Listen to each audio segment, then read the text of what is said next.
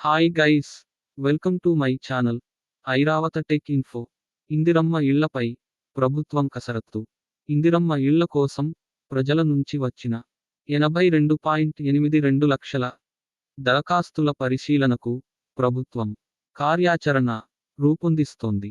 అలాగే వివిధ రాష్ట్రాల్లో అమలు చేస్తున్న గృహ నిర్మాణ పథకాలపై అధ్యయనం చేయాలని అధికారులను ఆదేశించింది.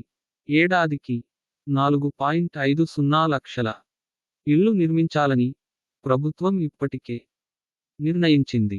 దరఖాస్తులు ఎక్కువగా వచ్చిన నేపథ్యంలో లబ్ధిదారులను లాటరీ విధానంలో ఎంపిక చేసే అవకాశం ఉన్నట్లు అధికారులు చెబుతున్నారు. ఇలాంటి మరిన్ని వీడియోల కోసం లైక్, షేర్ చేయండి. మీ సందేహాలను కామెంట్ చేయండి. Subscribe my channel Airavata tech info.